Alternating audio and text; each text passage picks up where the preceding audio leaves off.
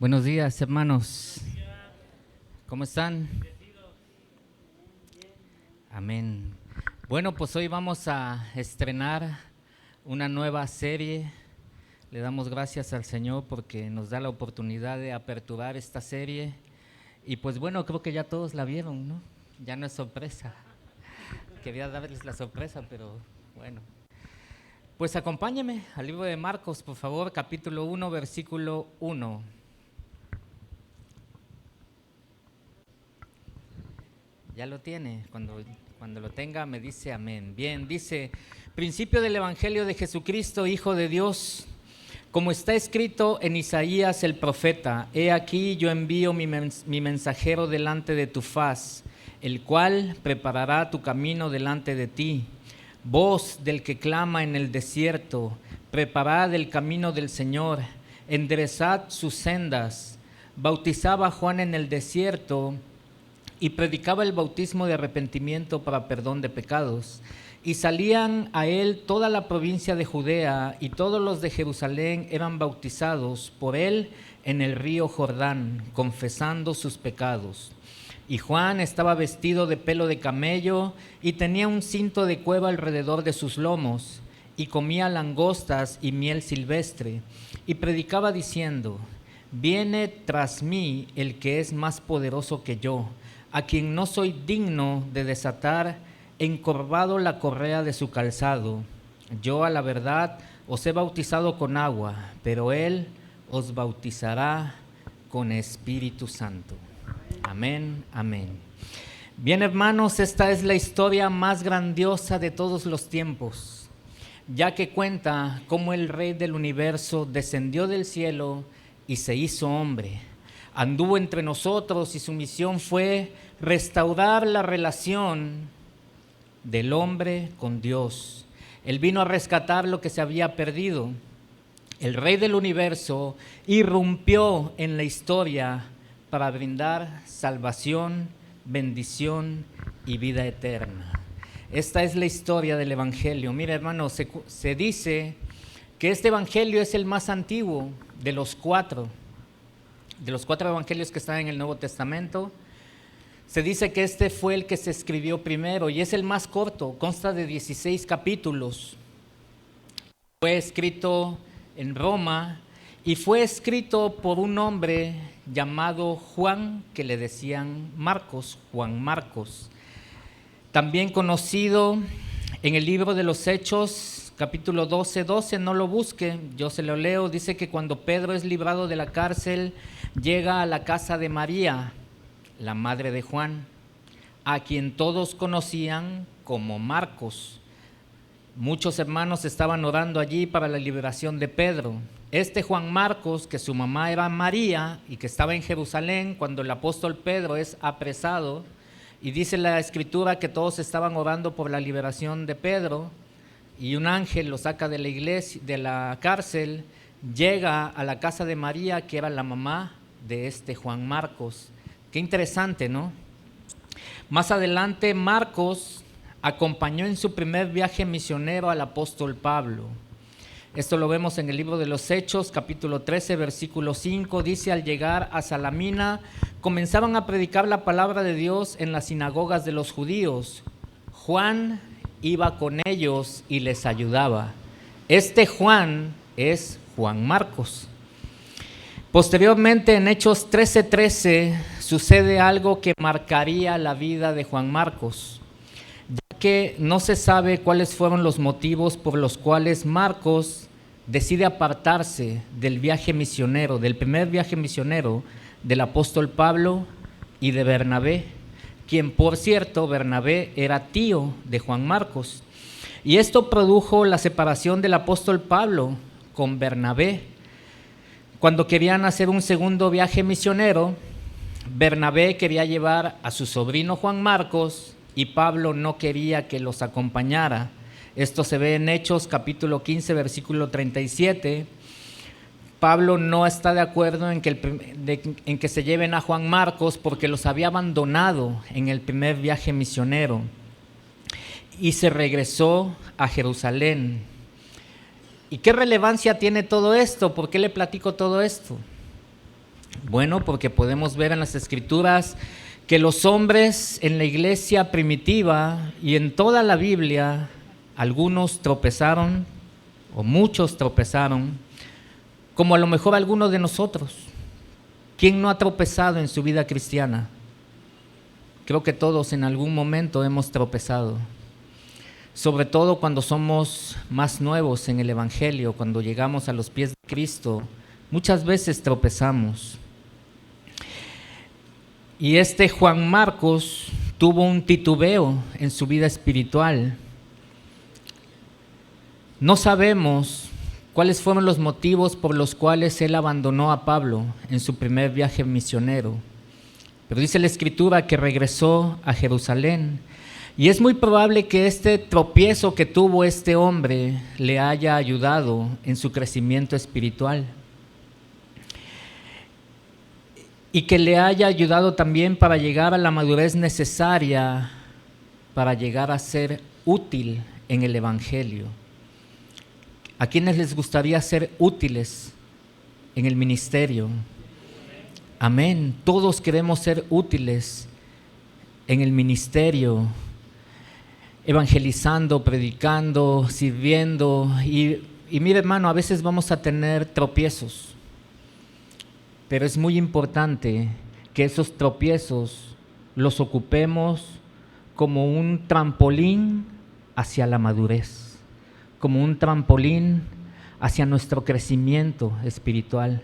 Y muchas veces Dios los utiliza de esa manera, los tropiezos que tenemos. Así que si usted ha tropezado, no se condene, sino todo lo contrario, cíñase sus lomos, levántese y camine hacia adelante. Deje lo que ya pasó atrás, en el pasado, ya no lo podemos componer, pero sí podemos ver hacia el frente, como decía el apóstol Pablo, dejando lo pasado atrás y enfocándome hacia lo que viene delante. Y lo que viene delante es una vida de servicio al Señor. A veces tenemos la idea de que los hombres de la Biblia fueron perfectos, pero no es así. Y este hombre, Juan Marcos, su vida fue restaurada de tal manera que escribió muy probablemente el primer evangelio de la Biblia, el más antiguo. Algunos o muchos teólogos concuerdan en que fue el primer evangelio escrito y que es muy probable, aunque no lo pueden asegurar de una manera tajante, que los otros evangelios se basaron en el evangelio de Juan Marcos. Y mire, este hombre, Juan Marcos, dice la Escritura que se regresó a Jerusalén, y en Jerusalén estaba el apóstol Pedro. Recuerdan que un ángel lo sacó de la cárcel y dice que llegó a la casa de María, la mamá de Juan Marcos, y en el primer viaje misionero Juan Marcos abandona a Pablo y se regresa a Jerusalén, y en Jerusalén estaba el apóstol Pedro. Se infiere que el apóstol Pedro adopta como hijo espiritual a Juan Marcos. Acompáñeme por favor a la primera carta de Pedro, capítulo 5, versículo 13.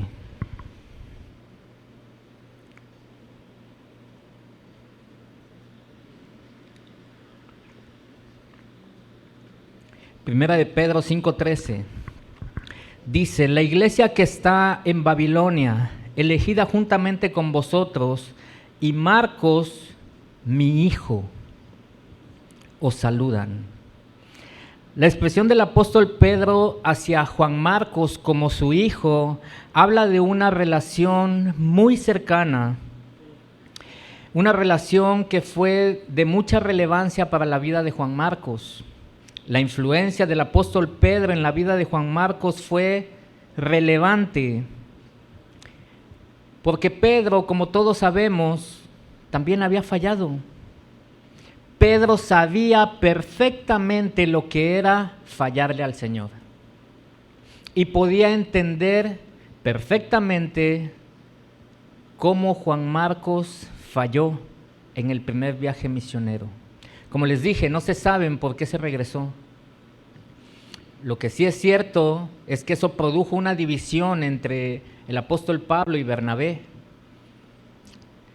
al grado de que no se vuelve a mencionar mucho el nombre de Bernabé en la Biblia. Pero el apóstol Pedro adopta como hijo espiritual a Juan Marcos, y cuando le escribe su carta a la iglesia, le dice: elegida juntamente con vosotros, y Marcos, mi hijo, os saludan. La vida de Marcos fue restaurada de tal manera que el mismo apóstol Pablo volvió a trabajar con él también en el ministerio. Acompáñenme a Colosenses capítulo 4, versículo 10.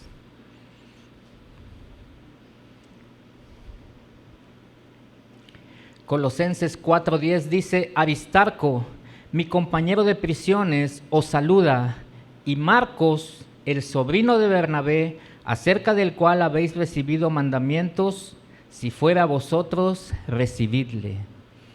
Aquí podemos ver cómo Juan Marcos volvió a ser útil para el evangelio.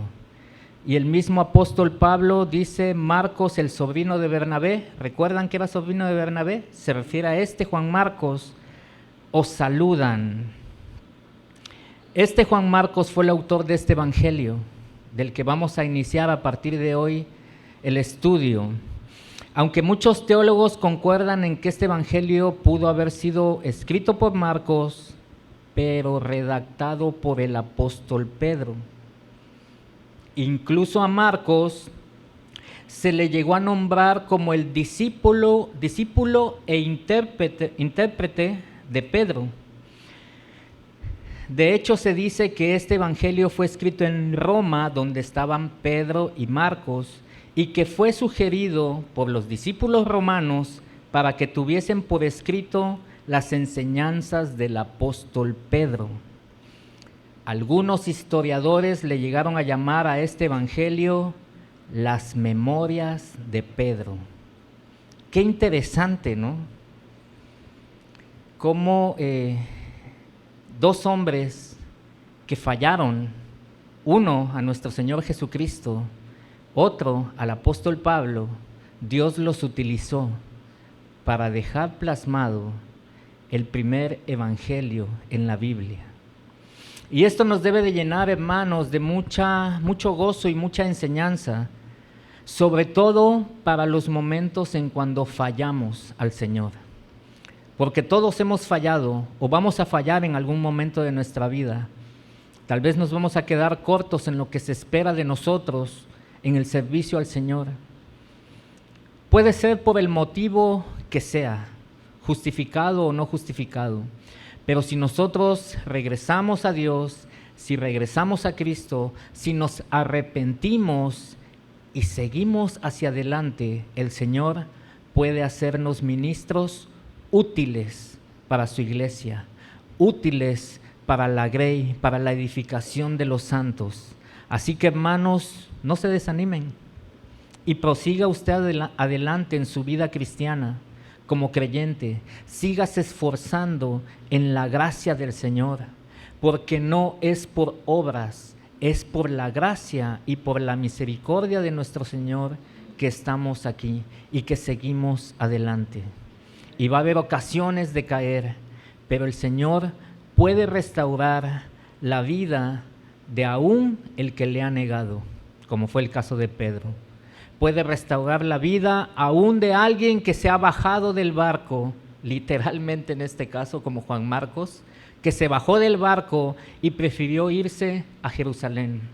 No sabemos cuáles fueron los motivos. Lo que sí es cierto es que los dos fallaron, pero que el Señor los utilizó más adelante, los restauró, porque el corazón de Dios es restaurar al hombre, restaurar las relaciones humanas, restaurar la relación y la comunión entre Dios y el hombre para bendición, porque los planes de Dios y los pensamientos de Dios siempre son de bien para nosotros.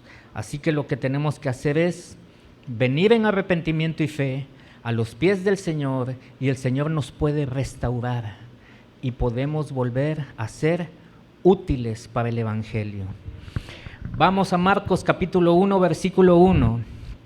Dice: principio del evangelio de Jesucristo, Hijo de Dios, Como podemos observar, el Evangelio de Marcos no empieza con genealogías como empiezan otros evangelios.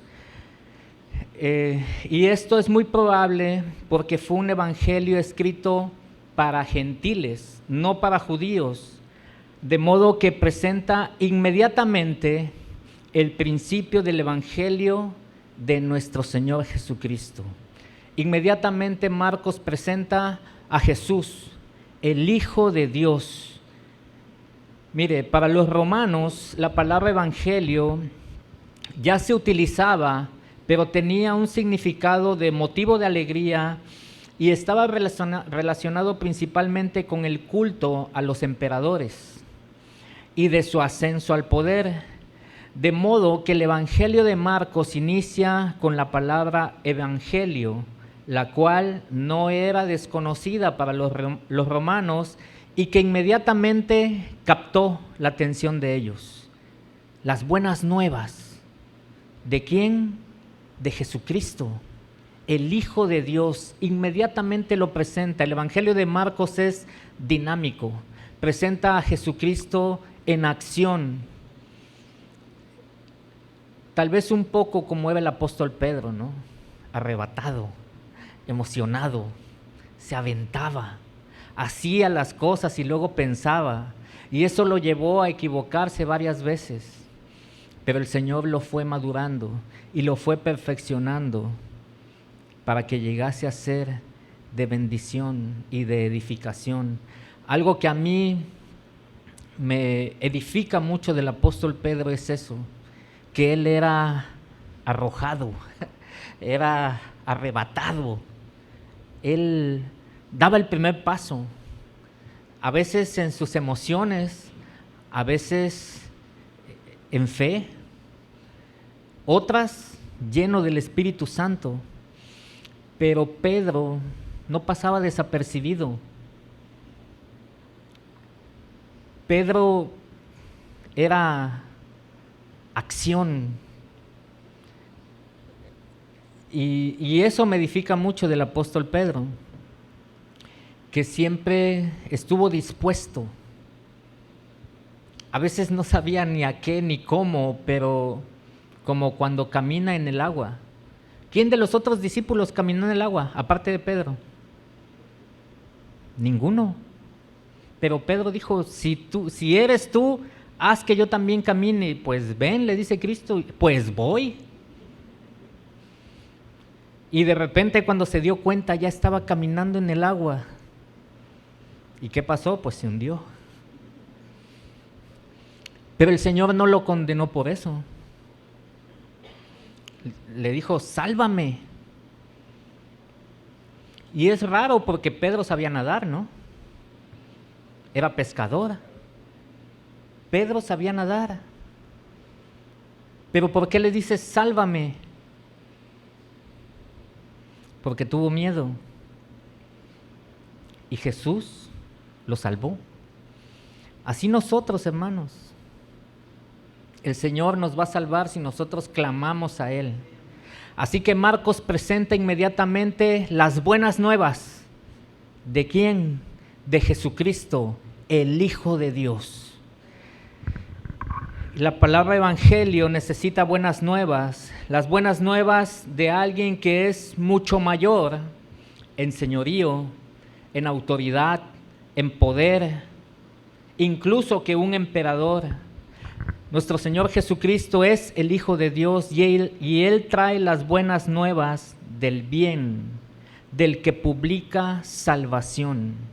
Una manera de captar inmediatamente la atención de los oyentes y de los que iban a leer el Evangelio de parte de Marcos es presentar inmediatamente a Cristo, porque era algo que los romanos conocían.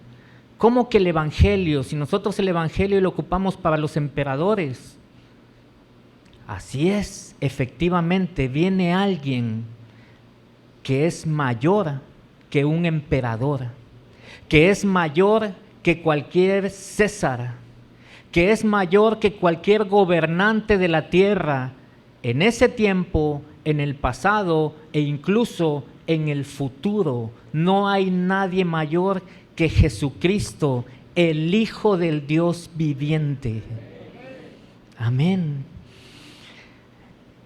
Marcos, versículo 2, dice, como está escrito en Isaías el profeta: He aquí, yo envío mi mensajero delante de tu faz, el cual preparará tu camino delante de ti. Marcos declara que la venida de nuestro Señor Jesucristo estaba profetizada cientos de años atrás. No fue un plan secundario o una ocurrencia de último minuto, sino todo lo contrario. Dios siempre tuvo un plan de salvación para nosotros. Usted y yo estuvimos en el corazón de Dios aún desde antes que llegáramos a este mundo. ¿No le da gozo eso? A mí me llena de mucho gozo. Porque Dios planeó la forma de cómo restaurar la relación del hombre con Él mismo, por su gran amor y por su misericordia. Cuando Dios creó al hombre en el Edén, tenía una relación directa con Él. Pero ¿qué pasó?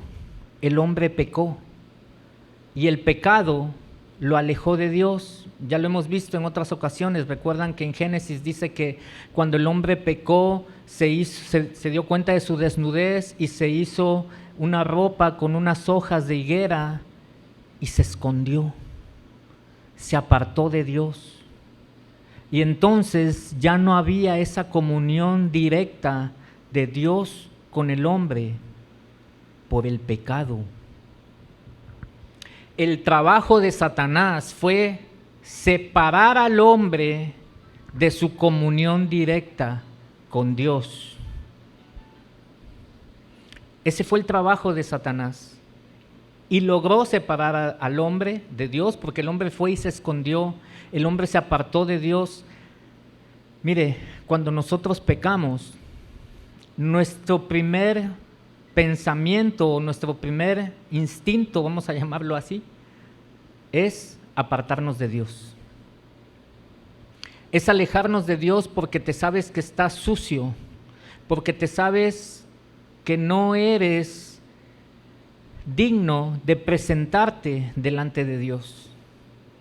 Y es cierto, así es, pero Cristo vino para limpiar el pecado del mundo, para quitar el pecado del mundo. Entonces, si está el hombre y Dios separados por el pecado y viene Cristo y quita de en medio el pecado, tu relación con Dios es restaurada. Y puedes entrar delante de la presencia de Dios y como hoy orábamos, y Dios nos oye.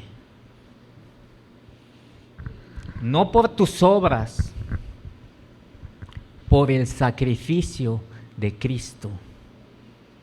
Cristo es el que quita el pecado del mundo. Y entonces tú puedes tener una comunión con Dios nuevamente. Gloria a Dios por el sacrificio de nuestro Señor Jesucristo, la más grande historia jamás contada, el más grande acto de amor jamás contado. Dios mismo hecho hombre para restaurar la relación entre Dios y el hombre. Qué gran acto de amor, porque el hombre solo no lo podía hacer. Porque cuando llega Dios al jardín del Edén, Él es el que busca a Adán. Adán no lo busca. Cuando Adán escucha que Dios, la presencia de Dios está en el Edén y Dios le habla, Adán, ¿dónde estás? Adán se esconde. No sale al encuentro de Dios.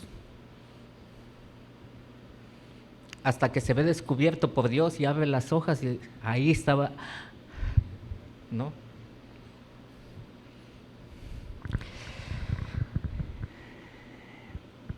Este acto de Dios hecho hombre, irrumpiendo en el mundo, fue profetizado, como les decía, cientos de años atrás. Y aunque Marcos dice que esto fue escrito por el profeta Isaías, en realidad Marcos utiliza dos profecías, una que está en Malaquías 3:1 y la otra que está en Isaías 43.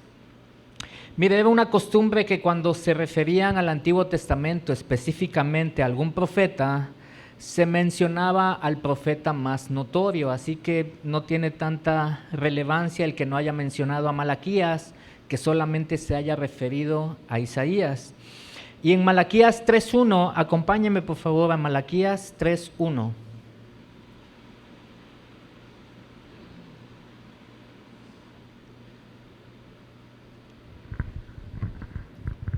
Dice: he aquí, yo envío mi mensajero, el cual preparará el camino delante de mí, y vendrá súbitamente a su templo el Señor, a quien vosotros buscáis, y el ángel del pacto, a quien deseáis vosotros, he aquí viene, ha dicho Jehová de los ejércitos. Esta es la profecía de Malaquías con respecto a la llegada, en este caso, de Juan el Bautista. Dice: yo envío mi mensajero. En los tiempos antiguos, los mensajeros del rey viajaban delante de la caravana para asegurarse que los caminos eran seguros y que estaban en buen estado, para que el rey pudiera viajar por ellos. No sé si ha visto alguna película en donde va adelante los mensajeros del rey y la caravana viene después, y ellos como que van abriendo el camino, llegan al pueblo o a la ciudad anunciando que el rey está cerca. Así que antes de que Jesús iniciara su ministerio, Dios envía un mensajero delante de Jesús que anunciaría la llegada del Mesías. Este mensajero prepararía el camino para la llegada del Hijo de Dios.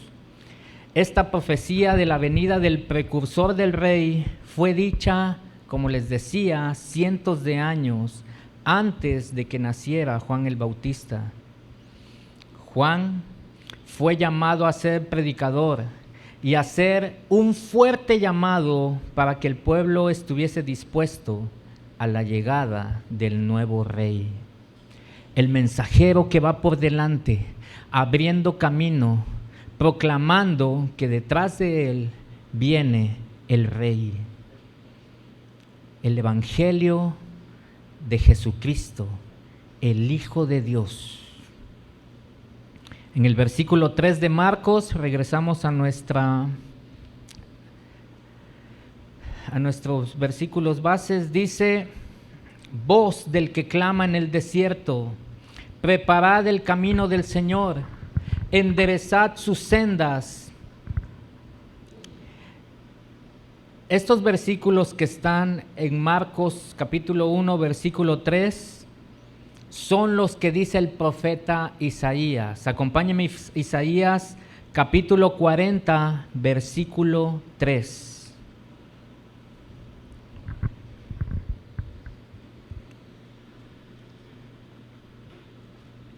En Malaquías nos dice que va a venir un mensajero delante del rey, y en Isaías nos dice lo que va a predicar. Es la voz que clama en el desierto: preparad camino a Jehová, enderezad calzada en la soledad a nuestro Dios. Todo valle sea alzado, y bájese todo monte y collado, y lo torcido se enderece, y lo áspero se allane. Y se manifestará la gloria de Jehová, y toda carne juntamente la verá, porque la boca de Jehová ha hablado. Esa voz que clamaría en el desierto es la voz de Juan el Bautista, llamando al arrepentimiento a todo el pueblo, exhortando a preparar el camino de Dios, es decir, a prepararnos para recibir al Mesías, a corregir nuestros caminos para poder recibirle a Él. El camino del Señor es el sendero del arrepentimiento, hermanos. de volverse del pecado a la justicia y de convertir las sendas espirituales que están torcidas en unas que sean derechas y santas. Nosotros podríamos pensar que este anuncio era para aquellos antes de que llegara el Mesías a este mundo, pero el Mesías volverá por segunda vez. Así que este anuncio de Juan el Bautista aún sigue vigente, hermanos. Voz que clama en el desierto, enderezad vuestros caminos. La iglesia de Dios está preparada para recibir nuevamente al Mesías. ¿Está usted preparado para recibir por segunda vez a nuestro Señor Jesucristo? El Señor Jesucristo podrá caminar por esos caminos libremente. ¿Cuál es ese camino? Ese camino son nuestros corazones, hermanos. ¿Está preparado nuestro corazón para recibir a Cristo por segunda vez? ¿O está lleno de hierba, de malezas, de piedras, de escollos? ¿Podrá caminar libremente nuestro Señor Jesús en nuestro corazón? Que así sea. Por eso estamos aquí, para preparar nuestro corazón.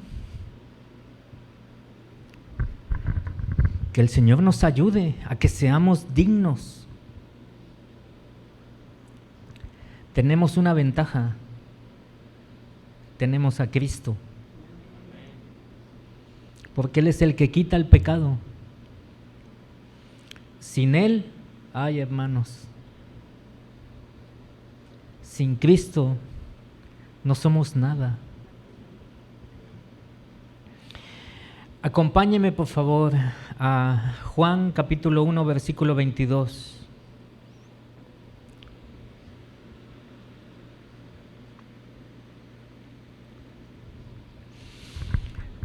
Le dijeron pues, ¿quién eres?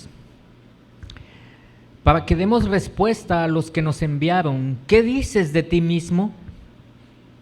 Dijo, yo soy la voz de uno que clama en el desierto. Enderezad el camino del Señor, como dijo el profeta Isaías. Esta respuesta se la da Juan el Bautista a unos discípulos de los escribas y los fariseos que van y le preguntan, ¿tú quién eres? Y él les dijo, yo soy la voz de uno que clama en el desierto. Él habla de sí mismo lo que profetizó Isaías. Yo soy esa voz. Enderezad vuestros caminos. Es decir, arrepiéntanse. Reconozcan que sus caminos son torcidos y que el Rey no puede transitar por ellos. Que el camino por donde va a transitar el Rey no es digno de Él. Que no estamos lo suficientemente preparados para recibirle. Es reconocer como aquel centurión romano que tenía enfermo a uno de sus siervos, ¿recuerda? Y que Cristo le dice, iré a tu casa. Pero este centurión le respondió, yo no soy digno de que entres en mi casa. ¿Y quién de nosotros sería digno, hermanos? ¿Quién podría decirle al Señor, yo soy digno de que vengas a mi casa? Creo que nadie. Enderezar nuestros caminos es, por ejemplo, cuando van a abrir una autopista para conectar dos ciudades. Primero se hace el estudio por donde va a pasar esa autopista y en muchos casos se deben de aplanar terrenos, desyevar. En muchas ocasiones tienen que atravesar cerros. Hay autopistas en donde va usted en medio del cerro. Se necesita maquinaria pesada para hacer eso. El rey estaba a punto de llegar y hay valles en nuestros corazones que tienen que ser alzados, como la humildad, como el reconocernos pecadores. Hay montes que tienen que ser aplanados, como nuestro orgullo, como nuestro egocentrismo, como nuestro egoísmo.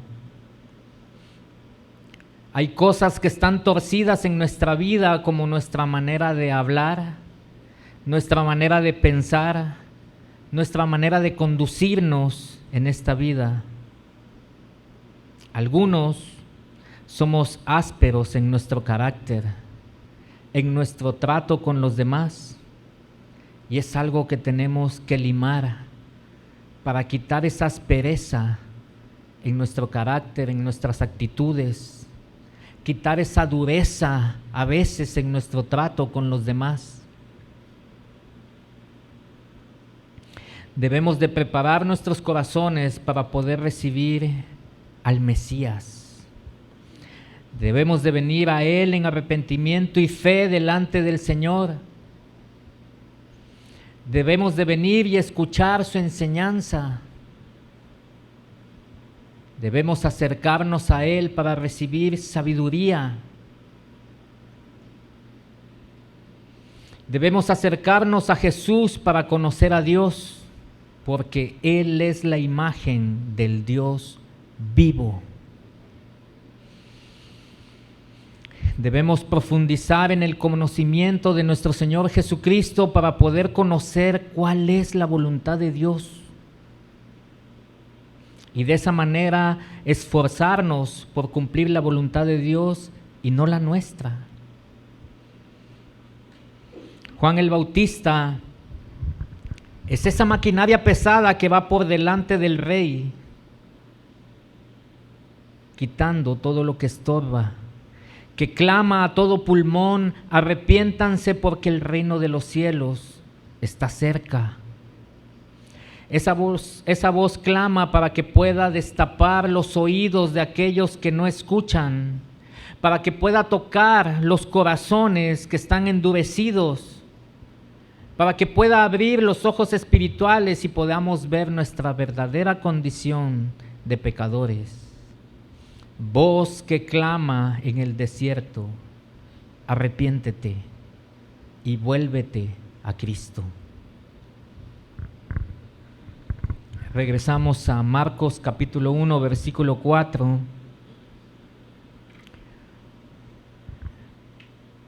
Dice: bautizaba Juan en el desierto y predicaba el bautismo de arrepentimiento para el perdón de pecados. Lo que caracterizó el ministerio de Juan era el bautismo, así como la predicación del bautismo de arrepentimiento, de modo que a Juan se le conoce como Juan el Bautista. Había muchos Juanes en ese tiempo, era un nombre muy común. De hecho, su nombre significa el Señor es misericordioso. Pero él se identificó, lo identificaba la gente por su ministerio de bautismo, por eso llegó a ser tan famoso. Usted puede, cuando se le viene el nombre de Juan, enseguida dice el Bautista, porque su ministerio fue eso, bautizar. Su nombre, como les decía, es el Señor es misericordioso. El padre de Juan fue un sacerdote, Zacarías, y la mamá de Juan se llamaba Elizabeth, descendiente de Aarón. Elizabeth era familiar de María, la madre de Jesús. Esto lo podemos ver en Lucas capítulo 1, versículo 5. Dice: hubo en los días de Herodes, rey de Judea, un sacerdote llamado Zacarías, de la clase de Abías. Su mujer era de las hijas de Aarón y se llamaba Elizabeth. Ambos eran justos delante de Dios y andaban irreprensibles en todos sus mandamientos y ordenanzas del Señor.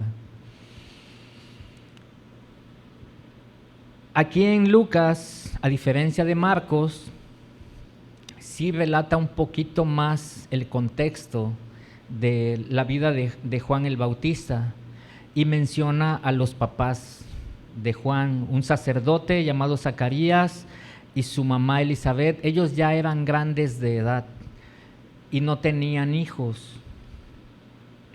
Y dice que los dos eran justos delante de Dios y andaban irreprensibles en todos los mandamientos y ordenanzas. Mire, me llama mucho la atención lo que las Escrituras dicen de los papás de Juan, que eran justos delante de Dios y andaban irreprensibles en todos los mandamientos y ordenanzas de Dios. Y eso nos da ejemplo, hermanos, de andar irreprensibles delante de Dios. Irreprensibles significa que no haya algo en contra de nosotros, que podamos ser acusados de algo.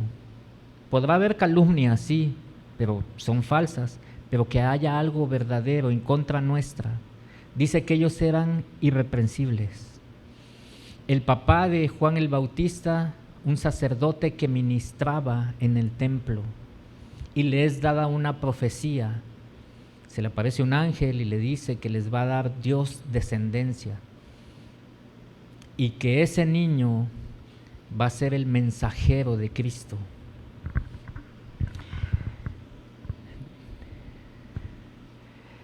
Al andar ellos irreprensibles en los mandamientos y ordenanzas de Dios, esto también me enseña, hermanos, que a pesar de que en el tiempo de Jesús hemos escuchado mucho de los escribas, fariseos, sacerdotes que andaban desviados de la palabra de Dios, pero aquí podemos ver un ejemplo que también había gente justa, que también había gente que amaba a Dios, que servía a Dios, que Dios siempre se ha guardado para él un remanente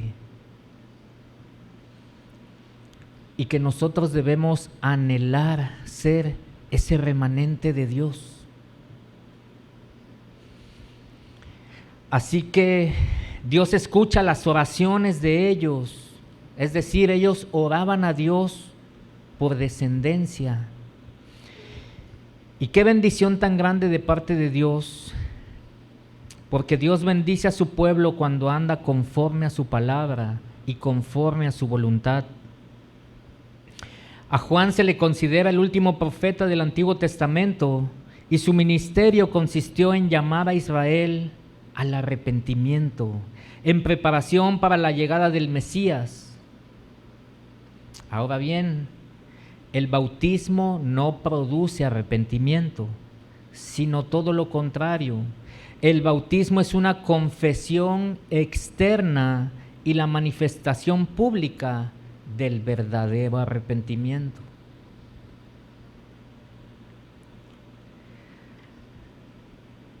Porque a veces llegamos a confundirnos y pensamos que el bautismo tampoco es para salvación el bautismo. El bautismo es la manifestación pública de que tú ya creíste en tu corazón. Hoy en día para nosotros pues no es tan complicado bautizarnos, más nosotros que tenemos aquí la playa. Pero en ese tiempo, hermanos, manifestar públicamente que eras un pecador y que te habías arrepentido de tus pecados se necesitaba mucho valor. Para los gentiles, tal vez no tanto, pero que un judío, que un fariseo fuese y se bautizara públicamente, eso era otro nivel. Porque ellos se decían el pueblo de Dios y efectivamente eran el pueblo de Dios, pero para ellos no necesitaban algo de qué arrepentirse, porque ellos eran descendientes de Abraham. Salir al desierto y bautizarse, ahí te encargo, ¿no? ¿Cómo les iba a ir con sus compañeros fariseos? Regresamos a Marcos 5, 1:5. Y salían a él toda la provincia de Judea y todos los de Jerusalén, y eran bautizados por él en el río Jordán, confesando sus pecados. Mire, pasaron aproximadamente 400 años para que volviese a haber un profeta en Israel. Dios no mandó profetas durante aproximadamente 400 años. Así que era de esperarse que la gente, al escuchar que había un profeta en el desierto, fuesen a escucharles. El ministerio de Juan generó un gran interés en el pueblo. Mucha gente empezó a venir al desierto a escuchar la predicación de Juan el Bautista.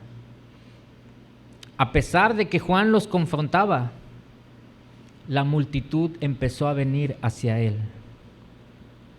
Y es que cuando nosotros tenemos un corazón dispuesto para escuchar lo que Dios tiene que decirnos, venimos a Él sabiendo que somos pecadores. Nuestra conciencia es despertada y sabe que necesita arrepentirse.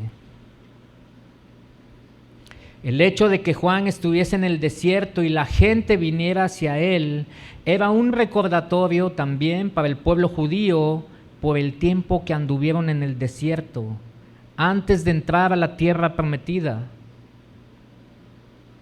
Del mismo modo, nosotros podemos recordar cuando estuvimos en nuestro desierto y cómo Dios nos sacó de allí y nos ha introducido a la tierra prometida,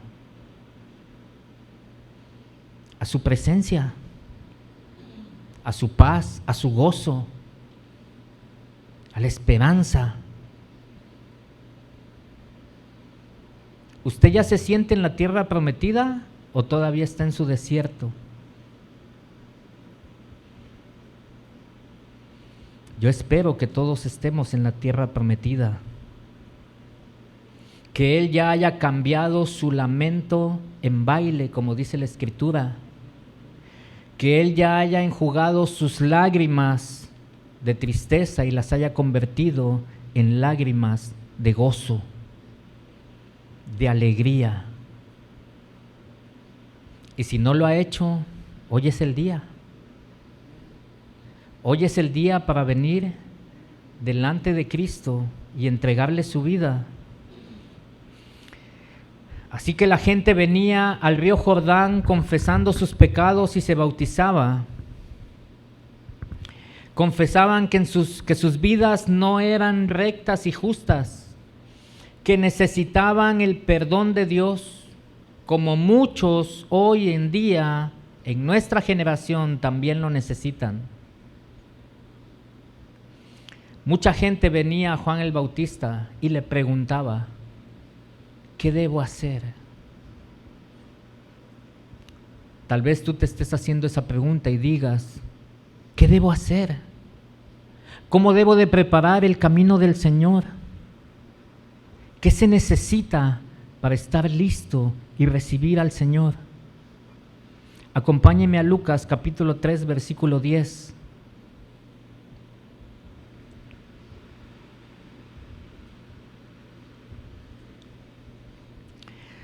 Dice: y la gente le preguntaba diciendo: entonces, ¿qué haremos? Y respondiendo les dijo: el que tiene 2 túnicas, dé al que no tiene, y el que tiene que comer, haga lo mismo. Vinieron también unos publicanos para ser bautizados y le dijeron: Maestro, ¿qué haremos? Él les dijo: no exijáis más de lo que os está ordenado. También le preguntaban unos soldados diciendo: ¿y nosotros qué haremos? Y les dijo: no hagáis extorsión a nadie, ni calumnies, y contentaos con nuestro salario. La muestra de la conversión de las personas Comienza con cosas ordinarias, con cosas comunes de la vida diaria. ¿Quiere usted saber qué hacer? Haga cosas sencillas, haga justicia. No tiene que irse de rodillas a ningún lado, ni flagelarse, ni hacer sacrificios físicos. Lo que le contesta Juan el Bautista a las personas son cosas de la vida común. Solamente hay que hacer misericordia, como Dios ha hecho misericordia con nosotros. Hay que hacer justicia, como Dios ha hecho justicia con nosotros. Compartir con los demás las bendiciones de Dios. Tener contentamiento con lo que Dios nos ha dado y no caer en avaricia, ni amar más los placeres de este mundo, ni los bienes materiales de este mundo que a Dios. No tiene usted que irse a una procesión a México en bicicleta o caminando o de rodillas. Son cosas sencillas. El que tiene 2 túnicas, dé una al que no tiene. El que tiene que comer, comparta con el que no tiene.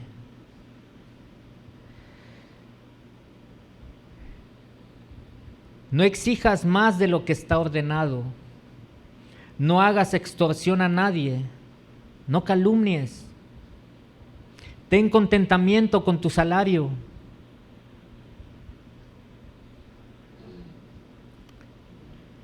Cosas sencillas que les dice Juan el Bautista a las personas que se acercaban a él.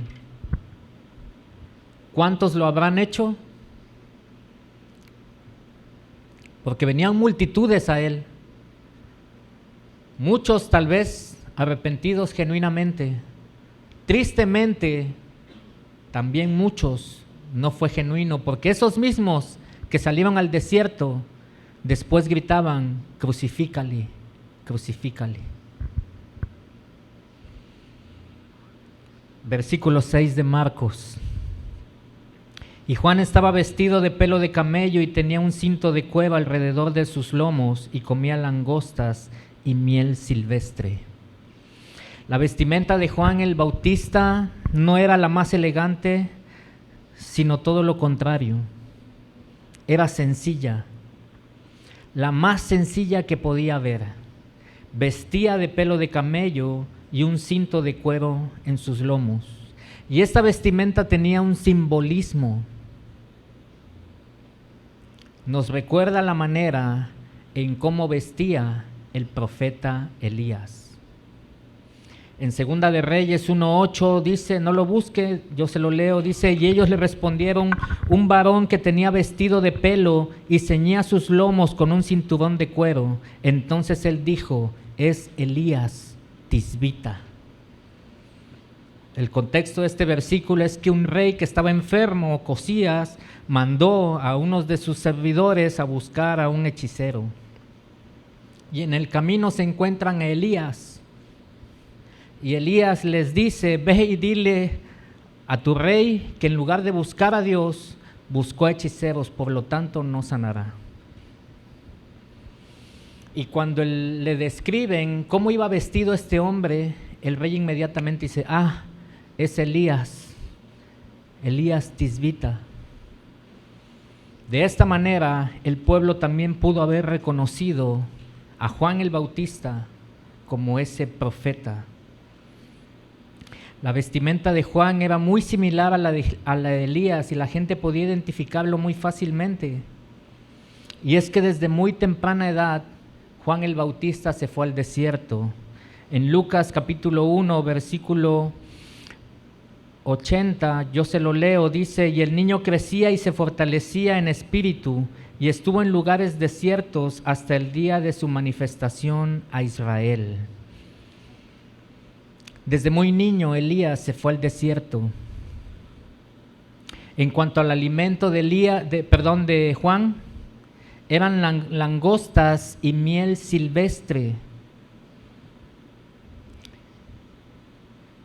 La vestidura y la comida de Juan el Bautista era lo más sencillo que podía haber, demostrando que podemos ser creyentes que tal vez no tengan tantas posesiones materiales de este mundo, pero que tienen al Espíritu Santo en sus corazones.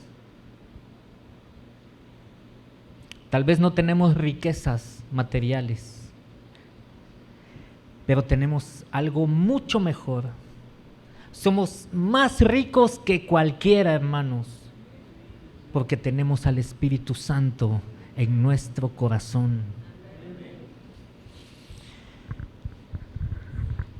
La comida de Juan el Bautista también nos demuestra la dependencia de Dios, que aún en lugares desérticos Dios le proveía de alimento. Y este alimento consistía en la miel. La miel tiene muchas propiedades, hermanos, nutritivas, curativas, antioxidantes, antibacterianas. Es una fuerte fuente natural también de energía. Lo que comía Juan, con eso tenía. Versículo 7, y predicaba diciendo: viene tras mí el que es más poderoso que yo, a quien no soy digno de desatar encorvado la correa de su calzado. Así como era sencilla su vestimenta y su alimento, su mensaje también era sencillo, ya que él reconocía que él solamente era el heraldo del que venía atrás de él. Y el que venía atrás de él era el Rey de Reyes, el Señor de Señores. Si bien es cierto que Jesús nació después que Juan, que Jesús inició su ministerio también después que Juan, había una diferencia cualitativa. Cristo era el Mesías y Juan el Bautista solo el mensajero que iba por delante. Juan sabía esto. Y en Juan 3:30 dice: es necesario que Él crezca y que yo mengüe. Esto que reconoció Juan el Bautista es lo mismo que debemos de reconocer nosotros, hermanos. Todos necesitamos que Cristo crezca en nosotros y que el yo, mi yo interno, mengüe. Todos necesitamos imitar las virtudes de Cristo y menguar a nuestras emociones, a mis deseos, a mi comodidad, a mi zona de confort, a mi carnalidad, y que Cristo crezca más en mí. Que yo pueda tener amor por Cristo, pasión por Él, amor por la verdad, pasión por la palabra. Juan no se siente digno de inclinarse ante Jesús y de desatar las sandalias de sus pies. Mire, este acto de desatar las sandalias de los pies era algo muy común para las personas que caminaban, viajaban, llegaban al lugar a su destino. Y esta actividad de desatar las sandalias y de lavar los pies a los viajeros era designada para el esclavo de más bajo rango. Bueno, Juan el Bautista dice: yo no soy digno de inclinarme ante Cristo y tan siquiera desatar su sandalia. ¿Y quién de nosotros sería digno, hermanos, de inclinarse ante Cristo y tocar por lo menos su sandalia? Nadie. Ninguno de nosotros somos dignos de hacer tal acto. De esa manera se percibía Juan ante Cristo.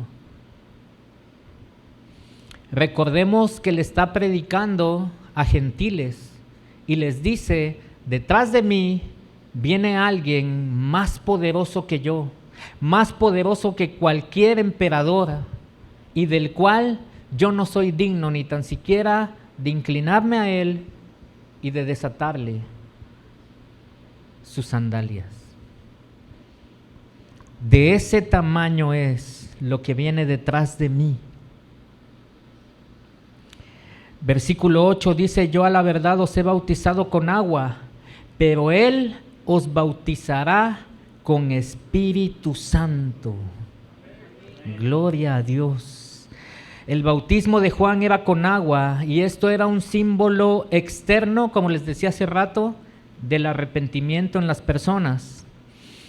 Parafraseando lo que dice Juan, dice: yo solo puedo lavarlos con agua por fuera, como cuando usted lava su auto, lo lava por fuera,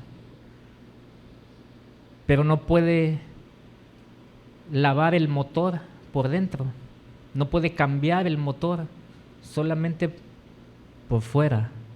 Dice: pero Él os bautizará con Espíritu Santo. El que viene detrás de Juan, Él puede transformarlos y limpiarlos por dentro. Él puede cambiar y transformar su corazón, cambiar su corazón de piedra por un corazón de carne, que sienta, que ame a Cristo. El mayor milagro que puede haber es cambiar el corazón del hombre.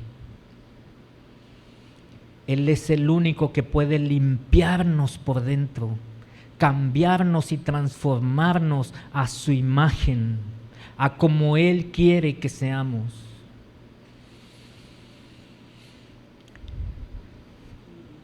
Él puede cambiar los corazones de todo aquel que se acerque en arrepentimiento y fe, y llenándolo de poder a todo aquel que lo recibe. Poder para triunfar sobre el pecado, poder para salir victorioso en la tentación. Y ese mismo Espíritu Santo incorporaría a todo aquel que crea en el Señor Jesús como el Mesías, como el Hijo de Dios, y se arrepienta de sus pecados, a la iglesia del Señor Jesucristo.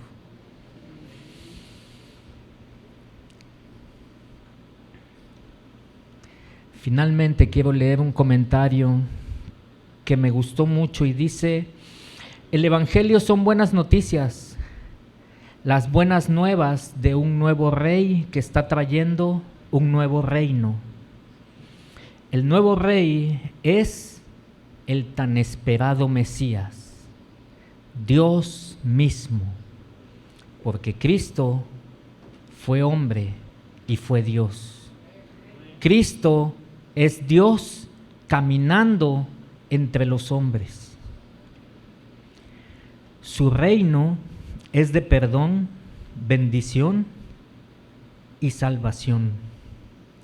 Lo reciben aquellos que se arrepienten, y quienes lo hacen serán bautizados con el Espíritu Santo.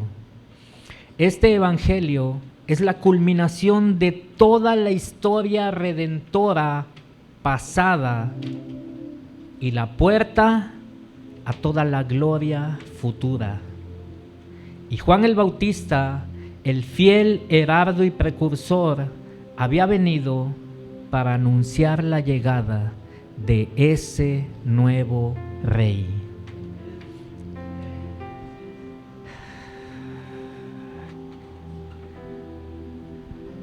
Juan el Bautista, una voz que clama en el desierto, llamando al arrepentimiento, a enderezar nuestras veredas, a componer nuestros caminos para que el Rey pueda caminar en ellos. Y ese camino es nuestro corazón, hermanos. Entreguemos nuestro corazón al Señor para que cuando Él venga pueda caminar libremente en nuestros corazones. Que el Señor nos ayude.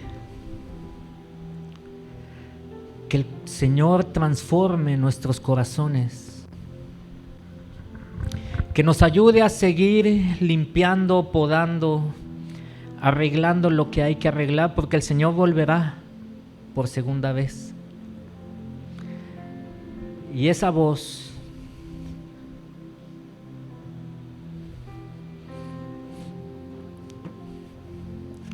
aún se escucha.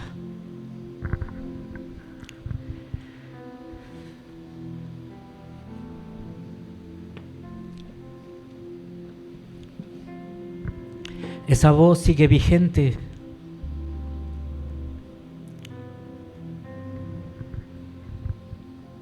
Esa voz sigue sonando aún.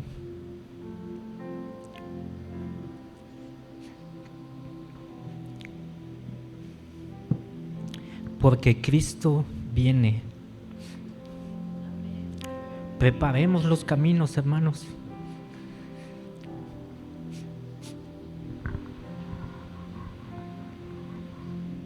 Enderecemos lo que está torcido.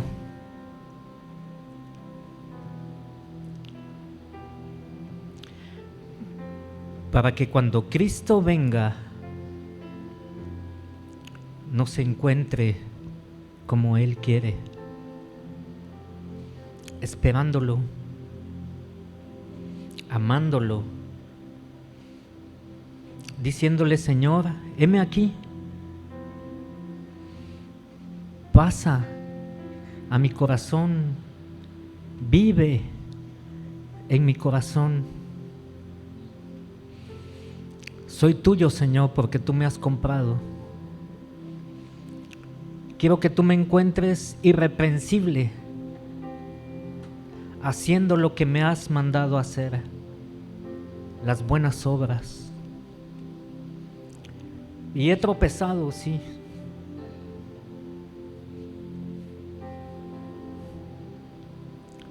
Pero tú me has levantado y quiero ser útil para tu iglesia.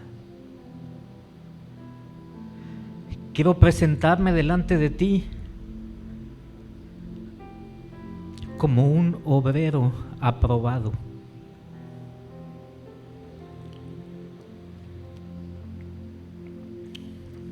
Vamos a ponernos de pie para orar, hermanos.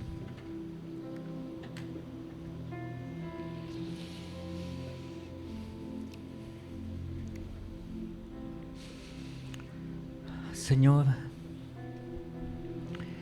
que nunca dejemos de escuchar tu voz.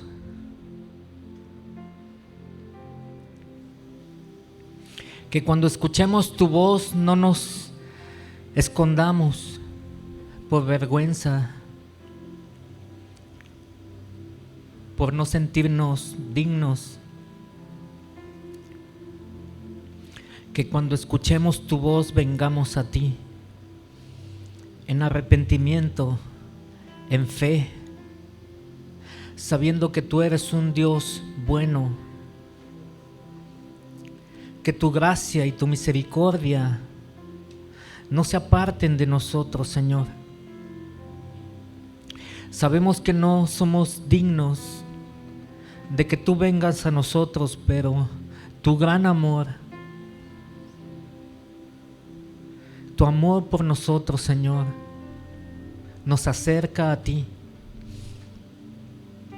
El sacrificio de nuestro Señor Jesucristo puede darnos la confianza y la convicción de venir delante de tu presencia y poder hablarte y saber que tú nos oyes y saber que tú sabes nuestras luchas internas, de saber que tú sabes nuestras debilidades. Fortalécenos, Señor. Queremos enderezar nuestras sendas.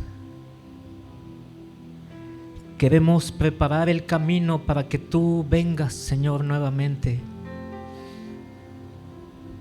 y podamos estar contigo y gozarnos contigo, Señor.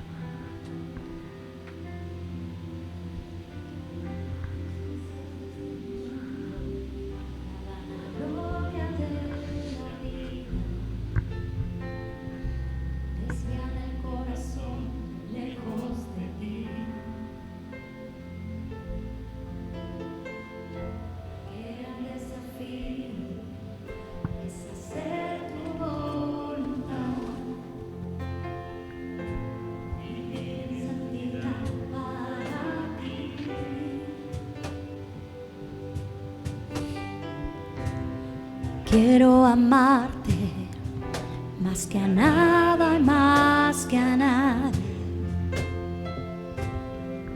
Jesús, tú eres la vida. Separado de ti, nada puedo hacer. Apegado a ti, quiero vivir. Los que aman este mundo, enemigos son del Padre. Pero yo no quiero estar lejos de ti. Tomaré mi cruz, te seguiré, Jesús. Nunca podré pagarte que moriste en mi lugar.